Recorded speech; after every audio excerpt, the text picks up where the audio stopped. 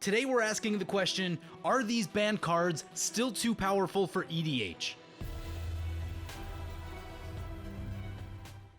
Hey everyone, welcome back to part 2 of this series. So today we'll be talking about more cards on the ban list that I've had the chance to play with or against over the years, and seeing which ones might be able to come off the ban list. If you haven't checked out part 1, be sure to do that. But with that, let's jump right into it. Next up is Iona. So anyone that's been watching knows that I was very sad about the Iona ban. I did a video on it, link below, you can feel my sadness. However, as time has moved on, I've turned the corner a little bit and realized just how many fun games I destroyed with Iona. I played it in the most casual sense of it was in an Angel Reanimator deck, and there were so many fun games that I just ruined because I reanimated an Iona and no one could do anything about it, and like 1 or 2 people can't play the game and they just sit there having a bad time and it's not great. So I get it. It pains me to say it, but I get it. The problem with Iona compared to something like a Void Winnower is that if you're not locked by the Iona, there is no incentive for you to get rid of that Iona. With Void Winnower, everyone kind of has an incentive to get rid of it. Iona just, it's not there. Like, if you're not hit by it, you're just like, okay, that's fine. Iona. I like Iona. I really miss Iona, but I have destroyed so many casual games of Commander by dropping an Iona that I kind of see what they're talking about. And the problem is that because of its mana cost, it's really difficult to get into play early for something like CEDH, where you can really get it to do the thing you want. So it's bad against exactly the type of decks that you want it for, which I think is a problem. Like, if Iona were somehow better against fast combo or things like that, then there might be greater pushback to say, let's unban Iona because it stops blue X combo decks in CEDH, but that's just not what it does. It's just too big, too slow, and too inefficient to really compete at those higher power levels. And I know you can dump it in the bin and pull it out with a reanimate, but that's just not what people are doing. So based on all of that, it ruins casual, and it doesn't really sit well in the meta for higher power Commander. I don't love it, but I get it, and if you'll notice, I haven't really put up that much of a fight about it lately. So I did get some great stories out of it, though. This one time, we were playing Sheriff, and the blue player was about to go off, so I quicksilvered an Iona naming blue, and then after the game, I realized that they were my ally, because unknown roles. Didn't win, but got this funny story out of it, so there is that. Anyway, moving on. Next up is Karakas. My memory's a little bit hazy on this one. I know I definitely ran into it somewhere. Obviously in Commander, it's not hard to see why it's banned. However, I would entertain some playtest data on Karakas. This is the type of card where it's going to be a little bit different at the lower power levels and the higher power levels. At the lower power levels, I think it's probably going to be an issue. People don't run enough land destruction, even just targeted strip mines and stuff like that. Where at higher power levels, keeping a Golos or keeping an Urza out of play is actually a really good check on the game. So I think it's going to be tricky. So the question is, who do you want to cater to? And as far as I'm aware, casual is still the much larger player base than CEDH, though I know CEDH has grown a lot over the past 2 years. So, you know, maybe at some point in the future, it makes sense to revisit this one. But just like Balance, I would entertain some playtest data about Karakas to see how punishing it actually is. Like, is it doing too much? Or does it actually foster a better game because now the super powerful commanders aren't staying in play and those opponents have to find a way to interact with this land? So I'd be really interested to see that. Next up is Leovold. So yeah, I remember seeing this in Commander right when it came out. People were super excited to build it, and they paid top dollar to get Leovold. It was a very expensive card. And, you know, 3 turns into that first game, they just dropped a wheel, and that was basically the game. And everyone says that, oh, I won't just do that, but the reality is everyone just does that. When you look at Commander players as a whole, when presented with 2 options of this option's more powerful, this option's less powerful, they usually gravitate toward the more powerful option. I just have a really hard time believing that anyone that plays Leovold isn't going to jam at least 1 wheel into the deck, if not all available wheels that they can reasonably afford. Beyond the fact that Leovold just does way too much as a card, because there's the whole card draw thing in there when you try to shoot it, and it just does way too much. So still a hard no on Leovold. I know that's going to make a lot of you sad, but it's a super nasty card. Because I know a lot of you will be upset about my stance on Leovold, let's just do a little thought exercise and reframe it this way. Give me a Boros commander that costs 3 mana where if I cast one of about 8 different cards, I basically just win the game. In the case of Boros, that's probably an extra combat spell. Without checking, I assume the number of extra combats is somewhere near the number of wheels that are available to Leovold. And basically, I cast commander, I cast extra combat, game's over. That's the experience playing Leovold. Good for high power games that are trying to win consistently, not great for having a fun casual experience. So I had a few additional thoughts that I wanted to share on Leovold after editing this segment of the video, and that is the fact that Leovold came out 5 years ago, and 5 years ago, CEDH was not a well-established thing. If Leovold were somehow unbanned today, it would clearly be a CEDH commander, and I wonder if having a space to play Leovold like CEDH means that it would stay out of casual, in the same way that, like, Najeela isn't really a casual commander, Urza isn't really a casual commander. So I do wonder if Leovold would actually be a lot safer today because there's a space to play it, but it doesn't have to destroy casual games because you have this container of CEDH where you can safely play a card like that. Next up is Paradox Engine. I'm sure many of you probably also remember Paradox Engine. Hasn't been that long since it was banned. So Paradox Engine behaves differently at the 2 power levels. For high power, it basically just ends the game on the spot, or at least ends it in a way where you know you can scoop your cards. They won't fail to find, they know they have a combo that they're going to get, and once the loop starts, if you haven't already stopped it, they're going to win. So just scoop your cards up, game's over. It's annoying, and it happened to me a lot. Someone I used to play with played it a lot, and I found myself main decking like Crush and Smelt just to try and deal with it, and even then, they were running blue so they could counter those, and you know, then the loop starts, and it's an incredibly difficult card to stop. But for casual, the problem becomes that people didn't specifically plan out a win condition. They weren't necessarily trying to win the game as efficiently as possible. It's just one of the greatest mana generators ever printed into Commander, so you just run it because there's no cost not to. And what would happen is they would end up taking like 20-minute turns and just cycling through their deck, playing like 30, 40 cards, trying to end it. Sometimes it would, sometimes it wouldn't. So you just sit there waiting while they're just playing through their entire deck without necessarily having a way to close it out. Both scenarios were not great. Now, the CEDH side of it was interesting because a lot of tier 2 decks basically fell apart because they needed Paradox Engine to be able to win the game, which I'm not the CEDH expert, but I think it did reduce the overall number of decks that could compete, especially while Flash Hulk was legal. But it's also like this super homogenous win condition that just shows up everywhere.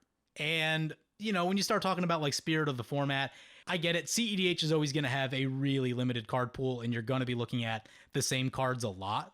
But even amongst CEDH, I thought it was still a bit too homogenous because every deck was just better by running Paradox Engine, and it sort of speaks to the fact that, like, it gives you this insane ability with no deck building drawback. If power is what you're looking for in your deck, there was no reason to ever not run a Paradox Engine because you would be running something in your deck. Like, Soul Ring is in just about every deck.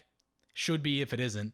And there's always just going to be a lot of mana rocks, mana dorks, things like that, and it rewards you for playing the things you already want. It does too much with absolutely no deck building restriction. It's just one card that you add because it's just better than any other card that's ever existed for that slot.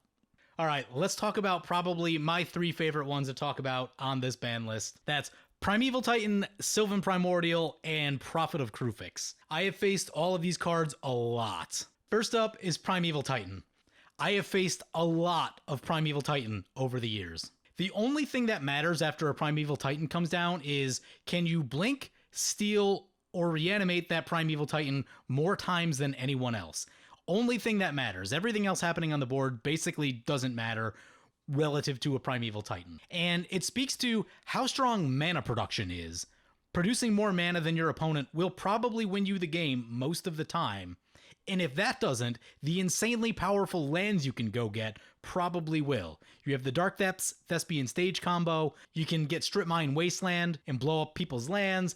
There's an insane list of utility lands that all do wild things that are all going to help you win this game really quickly. And if that doesn't, the insane amounts of mana production will. Because the number of times I've seen cast Primetime, put boots on Primetime, get 4 lands that turn. You've now got 4 utility lands into play, And at least a few of those are probably insane, like Strip Mines or Dark Depths or whatever the case is. Cabal Coffers, Gaia's Cradle. That is any land that it goes to get. You won't necessarily win that turn, but you are almost guaranteed to win the game over the long haul.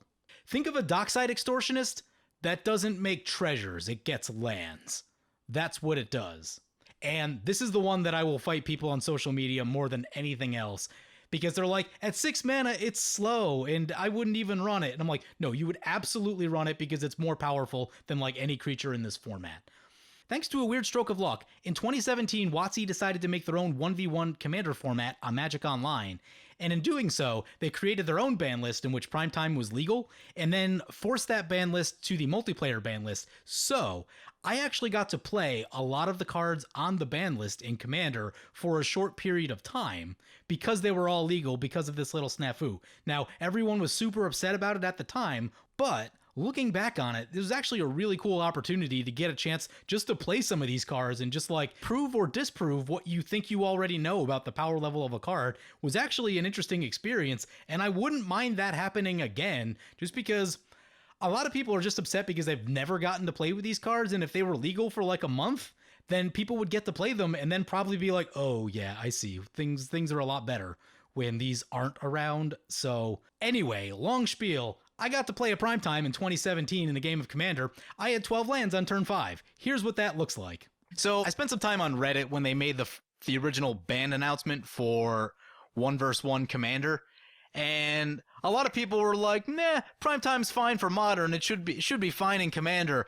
Look how many lands I have. It's turn 5. I have 12 lands on turn 5. What's worth noting is that I have more lands than the Azusa player right now, and that Azusa player has a Nissa emblem in play, so they're also drawing cards like crazy. Simply playing a Primetime allows you to outramp and outland the Azusa player. Think about that for a minute. Now, I didn't win that game because I chose to play a Sway of the Stars, another card that I never get to run because it's banned. But I would have easily won had I not cast that Sway of the Stars because I had an absurd amount of mana. And that's what Primetime's going to do. It's going to come down quickly. There's more fast mana than there's ever been before. It's probably going to be in play by turn 4 most of the time, and that player is just going to be getting an absurd number of lands, and powerful lands at that. And the problem becomes this, is that you can shoot that Primetime, but then you're favoring the black deck because of Reanimate, Animate Dead, and Necromancy, and then they can get it out of the graveyard cheaply, and now that player has it. But let's just suppose that it was a Path or a Swords that you shoot it with, and it's exiled that's not coming back. The problem is, the cards that do checks on lands, people don't like. That's Winter Orb, that's Armageddon, you can do like a Rule of Law type of stuff. It's all going to be stacks-based stuff, or land destruction, and people don't like those cards. So you basically have this one permanent type in Commander that like you're not allowed to touch, and because of that, the cards that you would run to counter a land strategy or someone just having too many lands are very much frowned upon. Means that a card like Primetime can just run around unchecked, and like I said, it will win you the game over the long term. Maybe it's not that turn, but in 2 or 3 turns, you'll probably be able to do the thing that you were trying to do and win that way. And you're probably talking about turn 6 wins because of how much mana this thing produces. It's absolutely insane. So Primetime is still an absolutely not. Imagine a Dockside Extortionist that makes lands. That's what it is. And Dockside Extortionist decides plenty of games. Next up is Sylvan Primordial, if you thought Primetime was bad. Sylvan Primordial is so much worse. Now, I don't hear as much about Sylvan Primordial because it's not a dominant modern strategy, so it's not in people's line of sight as much, but Sylvan Primordial is one of the nastiest creatures ever printed in this format. You destroy 3 things and you get 3 lands. It's absolutely insane. It's 18 mana worth of spells. It's 3 Bramble Crushes and 3 Rampant Growths, essentially.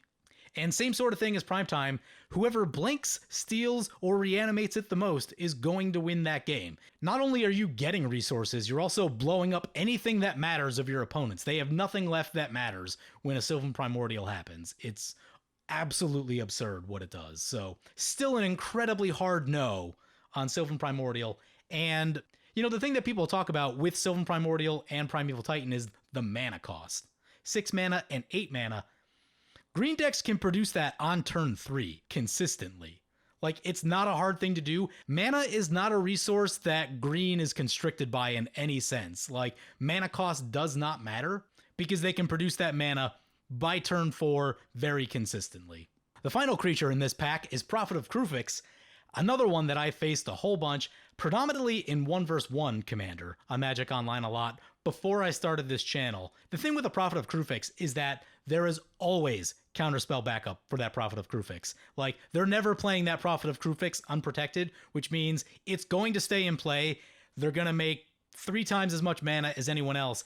And the big difference between it and Seedborn Muse is that it gives you the ability to spend that mana. With a Seedborn Muse, you need some other card in play to be able to let you spend that mana. With a Prophet of Kruphix, it gives you that ability. And given now that you have like Beast Whisperer, Guardian Project, Zendikar Resurgent, that means that you'll be able to play like 10 cards during each of your opponent's turns because of how easy it is to keep redrawing cards as you keep casting creatures. No. Here's another super nasty creature, Sundering Titan. Everyone loves land destruction, right? So here's how powerful Sundering Titan is. So in Casual Extended, 2-headed giant way back in the day, I won a game with 2 lands. I had an Arcane Sanctum and a Dimir Aqueduct. Those are the only 2 lands I played. I played a Careful Study, played an Animate Dead on a Sundering Titan, blew up some lands. It went away, and then I did it again a couple turns later, so no one else had any lands, and over the course of, I don't know, 7, 8, 9 turns, whatever it was, I was able to win this 2-headed giant game with a Sundering Titan easily. Is it the nastiest thing on this list? No, probably not, and I would actually entertain some playtest data about Sundering Titan. Like, it's a super nasty card, but is it more nasty than other things that people are doing right now? Is it significantly more nasty than, like, a Terastodon? I don't know. Whenever I see a Terastodon, it's usually hitting my lands, so, it's probably in the same vein. If you were to unban Sundering Titan, it would probably show up in some CEDH or higher power green decks because they don't care about the mana that much. They'll be able to produce that much super easily. Against the CEDH deck that may not have that many lands in play, they probably have a lot of mana rocks. You get into this interesting situation where, sure, you can shoot some number of their lands, and there's a chance that you might be able to cut them on mana colors, depending on what mana rocks they have in play. But on the other hand, it may just not matter that much because they have a bunch of mana rocks in play. So it's just going to depend on the situation a lot. The issue with Sundering Titan is going to be more on the casual side for sure. I think the issue where it's going to come in is the player that's ahead is going to get further ahead by blowing up everyone else's lands.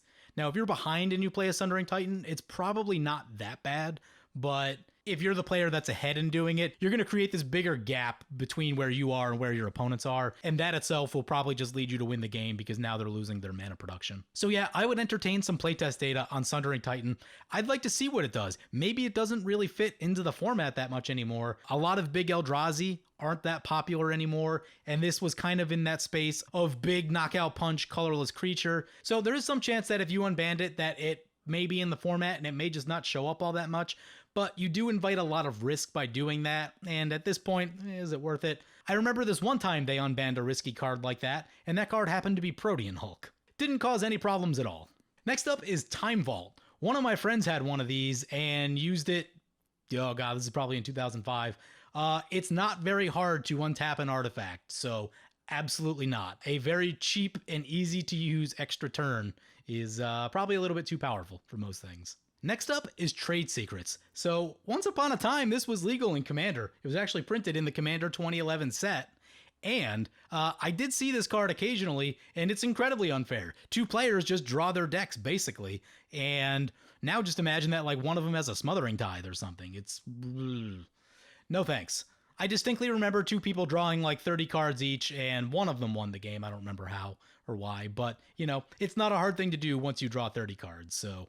yeah, Trade Secrets is an absolutely not.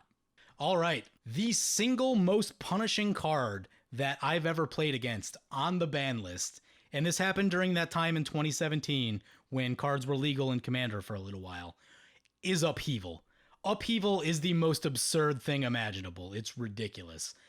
Similar to what I talked about with Worldfire, you just float mana and then recast all your stuff after you cast the Upheaval. So you then have a bunch of permanents in play and your opponents do not, and you are just way ahead of them at that point, and then you can do anything you want to win the game from there. It's the most absurd thing imaginable. Like I mentioned, there's a few cards in here that I'll entertain some playtest data for. Upheaval is not one of them. Upheaval is my number one, this must stay banned for eternity type card. This card is just way too punishing. And the final card on this list is none other than Flash. So I faced Flash for years in CEDH because it was the top deck for a very long time.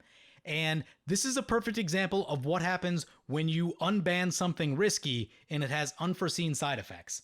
Now, the one thing I will say is that when they unbanned Protean Hulk, Flash Hulk was a known thing. It wasn't some new combo that just showed up out of the blue. It was a well-known tournament deck. And I remember just cringing a lot. I'm like, why would they unban Protean Hulk? That's like one of the most unfair cards in the game and has a well-known tournament deck associated with it. I thought it was dumb then. Why would you invite that level of risk? And it turns out that CEDH became a thing and it dominated CEDH for as long as Flash Hulk was legal in CEDH.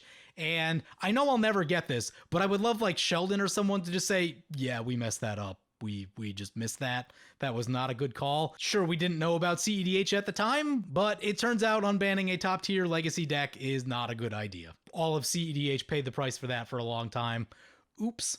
I'm not going to get that. It's never going to come. I don't know why I need that, but I would just love some acknowledgement of, yeah, we messed up. But it's just a thing that I would love if it happened. It's probably never going to, so I'm going to have to live with it. But yeah, while it was legal, Flash was the most efficient win condition ever assembled in Commander. You could do it on 2 mana at instant speed in response to your opponent's win condition. Think about how insane that is. I have played Flash Hulk a little bit on the channel. I'll post some videos in the description below. And in one of them, I win with a land and a mana dork because it takes 2 mana to win with Flash Hulk. That's how strong it is. So yes, unbanning Protean Hulk is the perfect example of what happens if you unban something when you shouldn't. Which is why they should be very careful about unbanning cards in Commander. And like I mentioned a bunch of times, I think you need a lot of playtest data to test these things. And this is important. So if there's a card on the ban list that you want to test, here's how you test it. You don't just jam this card in a deck, go to your friends and say, hey, can I play this ban card? I'd like to try it. No, that's not how you do it. How you do it is you find your spikiest friend, you tell them they can put that card in a deck, and then see what happens. Play like 10 games, record your results from each game, and also record how you're feeling after each game. And if you're like, that sucked, I never want to do that again, there's your answer. If you want to test some of these cards, you let your friend have them, and then you see how it feels on you, not the other way around. That's how you test which cards you want to unban. So anyway, I'm going to wrap it up there. I hope you guys enjoyed some of these cards and hearing some of these stories from the past about what actually facing these cards is like and, you know, how they got to the ban list and in a lot of cases why they should stay on the ban list. And obviously I didn't cover every card, 1, because there's a lot of them, and 2, because I really wanted to talk about the ones that I've seen in action. So perhaps I could do a follow-up for the ones that I haven't seen at any point, and that might be kind of interesting. Let me know if that's something you want to see. But otherwise, feel free to comment, like, or subscribe. And as always, thank you for watching. I want to thank my awesome Patreon supporters. You guys are awesome.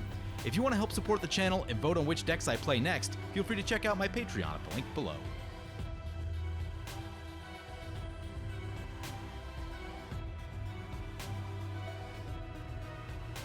Hey guys, help support me and save 15% on singles by using the promo code REPLAY at mothershipatx.com.